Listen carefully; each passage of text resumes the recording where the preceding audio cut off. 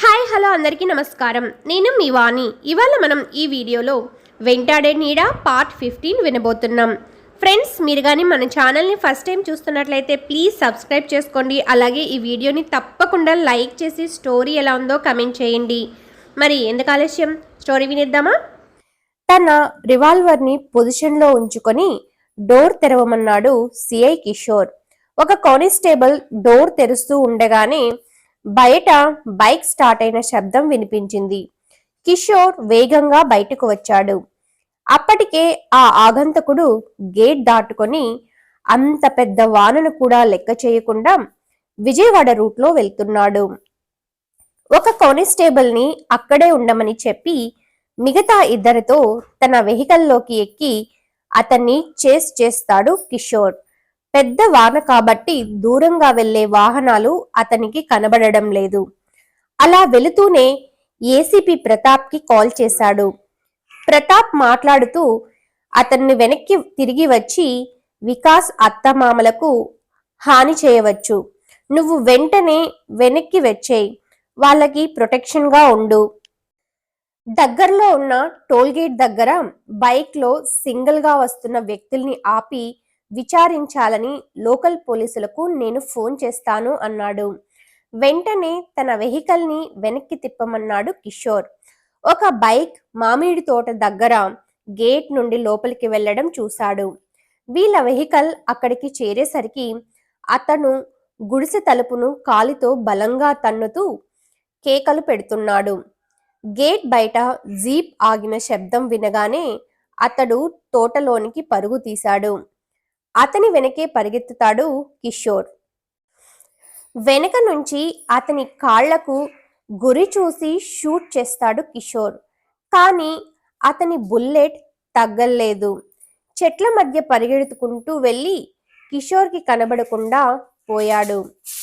తన కానిస్టేబుల్స్ ని మరోవైపు వెతకమని తను నేరుగా వెళ్తాడు కిషోర్. ఇంతలో అతనికి ప్రతాప్ నుండి కాల్ వచ్చింది. ఫోన్ లిఫ్ట్ చేయబోతుండగా ఆ ఆగంతకుడు వెనుక నుండి ఒక చెట్టు కొమ్మతో అతని తల మీద బలంగా కొట్టాడు. ఫోన్ జార విడిచి నేల మీద పడిపోయాడు కిషోర్. రిసెప్షన్ దగ్గర ఉన్న వికాస్ దగ్గరికి పరిగెత్తుకుంటూ వచ్చింది నర్స్. వికాస్, కంగ్రాట్స్ సార్, మీకు బాబు పుట్టాడు, క్లీన్ చేసి తీసుకొచ్చి చూపిస్తాము అని చెప్పి వెళ్ళిపోయింది. ఇక కంగ్రాట్స్ మిస్టర్ వికాస్, ఈ గుడ్ న్యూస్ మామిడి తోట దగ్గర ఉన్న మీ మామయ్యకు తెలియజేస్తాను అంటూ సిఐ కిషోర్కి కాల్ చేస్తాడు ప్రతాప్. కానీ అటువైపు నుంచి మాటలు వినకపోవడంతో కిషోర్, వికాస్ గారికి అబ్బాయి పుట్టాడు, ఆ విషయం తోటలో ఉన్న డాక్టర్ ఫ్యామిలీకి చెప్పండి, నా మాటలు మీకు వినిపిస్తున్నాయా, హలో హలో అన్నాడు. అటువైపు నుంచి వికృతమైన నవ్వు వినబడింది. హలో, ఎవరు నువ్వు అంటూ ఆదుర్దాగా అడిగాడు ప్రతాప్. ఇప్పుడే నువ్వు అడుగుతున్న ఆ కిషోర్ని తల పగలగొట్టి కింద పడుకోబెట్టాను, ఇంకా పాతిపెట్టలేదు. వికాస్కి అబ్బాయి పుట్టాడా, కంగ్రాట్స్ చెప్పు, వాళ్ళ మామను కాసేపట్లో లేపేస్తాను, అబ్బాయికి ఆయన పేరు పెట్టుకోమను, లేదంటే నా పేరు, అదే గోవర్ధన్ అని పెట్టుకోమను అంటూ కాల్ కట్ చేశాడు. ప్రతాప్ ముందుగానే మిగతా ముగ్గురు కానిస్టేబుల్స్ నంబర్లు తీసి పెట్టుకుని ఉండడంతో వరుసగా ముగ్గురికి కాల్ చేస్తాడు. ఇక ఒక కానిస్టేబుల్ గుడిసెలో ఉన్నాడు అని చెప్పడంతో అతన్ని అక్కడే జాగ్రత్తగా ఉండమని చెప్పాడు. మిగతా ఇద్దరు తాము ఆ మామిడి తోటలో చెరుక వైపు ఆ ఆగంతకుడి కోసం వెతుకుతున్నామని చెప్పారు. వాళ్ళిద్దరినీ ఒకే చోట కలిసి ఉండమని, సిఐ కిషోర్ కోసం వెతకమని చెప్తాడు ప్రతాప్. ఇక ఆ ఇద్దరు కానిస్టేబుల్స్ ప్రతాప్తో ఓకే అని చెప్పి వెళ్ళిపోతారు. తర్వాత తన మిత్రుడైన విజయవాడ ఏసీపీకి ఫోన్ చేసి సుమంత్ అనే పేరు గల అబ్బాయి యాక్సిడెంట్ అయ్యి ఏ హాస్పిటల్లో అయినా జాయిన్ అయ్యాడేమో కనుక్కొని దయచేసి చెప్పండి. అలాగే కంచికచర్లకు దగ్గరలోని మామిడి తోటలో మా సిఐ కిషోర్ మీద దాడి జరిగింది. సిటీలో సీరియల్ కిల్లింగ్ అనుమానితుడు దాడి చేసి ఉండవచ్చు. దగ్గరలో మీ వాళ్ళు ఉంటే వెంటనే అక్కడికి పంపించండి అని రిక్వెస్ట్ చేశాడు. అలాగే అన్నాడు ఆయన. తరువాత ఏసీపీ ప్రతాప్ వికాస్తో, మీరు భయపడకండి, మా కానిస్టేబుల్స్ మీ మామగారికి ప్రొటెక్షన్గా ఉన్నారు అని చెప్పాడు. తర్వాత ఇద్దరూ లోపలికి వెళ్ళి అప్పుడే పుట్టిన బాబును చూశారు. మరోసారి వికాస్కి కంగ్రాట్స్ చెప్పాడు ఏసీపీ ప్రతాప్. సుమంత్ అడ్మిట్ అయిన హాస్పిటల్ డైరెక్టర్కి పోలీసుల నుండి ఫోన్ వచ్చింది.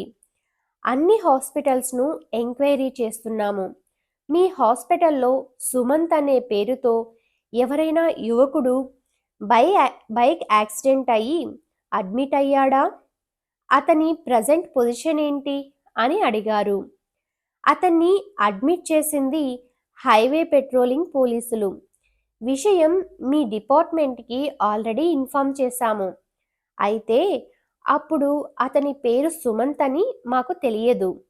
ప్రజెంట్ పొజిషన్ ఇప్పుడే కనుక్కొని చెబుతాను అంటూ హాస్పిటల్ మేనేజర్కి కాల్ చేశాడు హాస్పిటల్ డైరెక్టర్.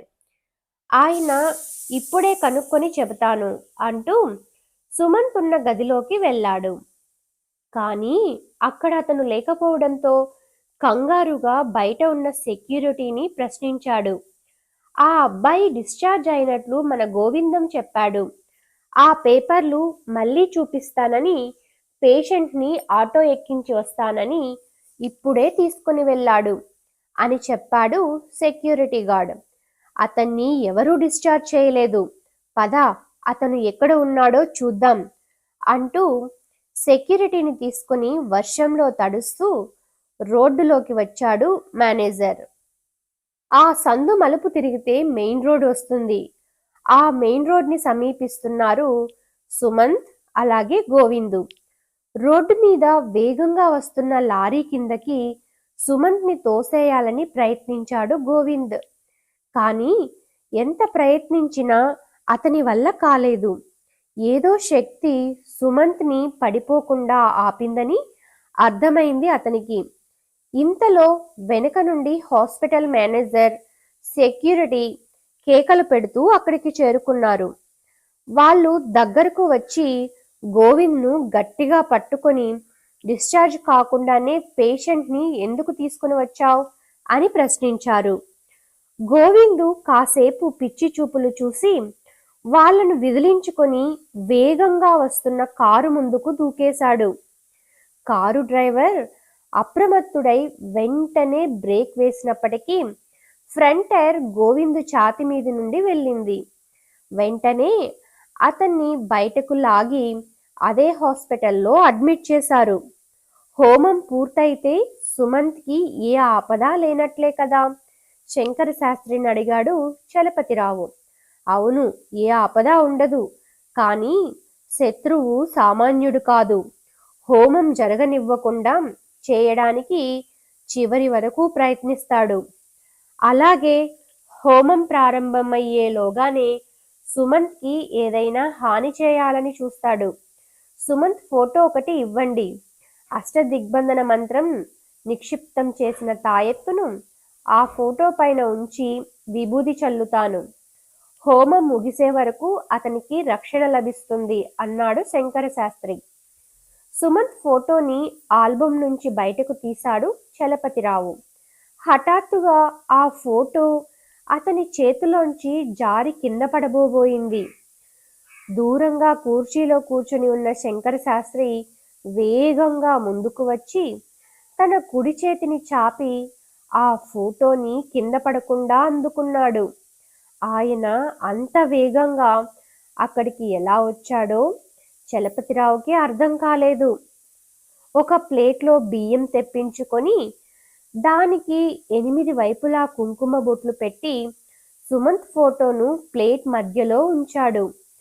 ఆ ఫోటో పైన తాయెత్తు నుంచి మంత్రం జపిస్తూ విభూదిని చల్లాడు.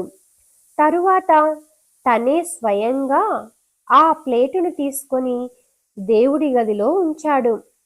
ఆందోళనతో ఉన్న చలపతిరావుతో మంచే జరుగుతుంది, కంగారు పడకు అన్నాడు శంకర శాస్త్రి. మరో 10 నిమిషాలకు చలపతిరావు ఫోన్ మోగింది. అటువైపు నుంచి సుమంత్ మాట్లాడుతూ, నాన్నా, ముందు స్పీకర్ ఆన్ చేయి అన్నాడు. స్పీకర్ ఆన్ చేశాడు చలపతిరావు. సుమంత్ మాట్లాడుతూ తను ఉన్న హాస్పిటల్ పేరు చెప్పాడు. తరువాత, నాకు బైక్ యాక్సిడెంట్ అయింది. ఏదో దుష్టశక్తి బైక్లో నా వెనుక కూర్చొని ఉన్నట్లు అనిపించింది. దాంతో బైక్ నుంచి పడిపోయాను. పూర్తి వివరాలు డైరెక్ట్గా కలిసినప్పుడు చెప్తాను. ఇప్పుడు ముఖ్యంగా నేను చెప్పేదేంటంటే, ఇక్కడ హాస్పిటల్లో పనిచేసే గోవిందు అనే వ్యక్తి నాతో బాగానే ఉంటాడు. కానీ ఈరోజు అతను నా దగ్గరికి వచ్చి, ఈ హాస్పిటల్లో నీ మీద డాక్టర్ గోవర్ధన్ హత్యా ప్రయత్నం చేస్తాడు, నిన్ను తప్పిస్తాను అంటూ నా చెయ్యి పట్టుకొని బలవంతంగా రోడ్డు మీదకు లాక్కొని వచ్చాడు. వేగంగా వస్తున్న లారీ కిందకు నన్ను తొయ్యాలని చూశాడు. అతను వదిలేస్తేనే నీరసంతో కింద పడిపోయేలా ఉన్న నేను అతను బలంగా తోసినా ఉన్న చోటు నుండి కదల్లేదు. ఏదో శక్తి నన్ను పడిపోకుండా పట్టుకుంది. ఇక ఆ గోవిందుని ఒక నీడలాంటి వికృత ఆకారం ఆవహించి ఉన్నట్లు నాకు అనిపించింది. ఆ ఆకారమే ఆ రోజు మామిడి తోటలోనూ నా గొంతు నులమబోయింది. ఆ ఆకారమే యాక్సిడెంట్ జరిగిన రోజు బైక్లో నా వెనుక కూర్చున్నది అని చెప్పాడు సుమంత్. చలపతిరావు మాట్లాడుతూ, ఇప్పుడే మీ మామగారు కింద పడబోతున్న నీ ఫోటోని అమాంతం పడకుండా పట్టుకున్నారు. ఆ ఫోటో పైన మంత్రించిన విభూది ఉంచారు. తెల్లవారుగానే మహామృత్యుంజయ హోమం నీకోసం చేయబోతున్నాం. అది జరిగితే దుష్టశక్తులు నీ మీద ప్రభావం చూపలేవు. హోమం పూర్తయ్యాకే మేము హాస్పిటల్కి వస్తాము. ఈ లోపల నిన్ను కలవడానికి మన ఊరి నుండి కొందరి బంధువులను పంపిస్తాను. అలాగే విజయవాడలో ఉన్న మన వాళ్ళను కూడా నిన్ను కాంటాక్ట్ చేయమని చెబుతాను అని చెప్పాడు. సుమంత్ మాట్లాడుతూ, ఈ నంబర్ హాస్పిటల్ రిసెప్షన్ వాళ్ళది, అవసరమైతే ఈ నంబర్కి కాల్ చేయండి అని చెప్పి ఫోన్ పెట్టేశాడు. తరువాత శంకర శాస్త్రి తన భావమరిది చలపతిరావుతో, ఇందాక సుమంత్ మాటల్లో గోవర్ధనే పేరు వినబడింది. నాకు మత్తుమందు ఇవ్వాలని చూసిన వ్యక్తి పేరు కూడా గోవర్ధన్ స్వామి అని చెప్పాడు. అతనే దీక్ష మీద మత్తుమందు చల్లబోయాడు. ఆ పేరుగల వాళ్ళు ఎవరైనా తెలుసా అని అడిగాడు. సుమంత్ కోసం ఆ మామిడి తోట దగ్గర వెతికినప్పుడు స్థానికులు చెప్పిన దాన్ని బట్టి ఆ తోట యజమాని ఆ గ్రామ మాజీ సర్పంచ్ గోవర్ధన బాబు. అతను చనిపోయి చాలా కాలమైంది. అతని మనవడి పేరు కూడా గోవర్ధన్. అతను హఠాత్తుగా కనపడకుండా పోయాడట. అంతకు మించిన వివరాలు నాకు తెలియదు. సుమంత్ను కలిస్తే పూర్తి వివరాలు తెలుస్తాయన్నాడు చలపతిరావు. ఇంకా స్టోరీ ఉంది, త్వరగా నెక్స్ట్ పార్ట్ని కూడా మన ఛానల్లో అప్లోడ్ చేస్తాను. Please follow my channel. అలాగే ఈ వీడియోని లైక్ చేయండి, అలాగే కామెంట్ చేయండి. Thanks for watching.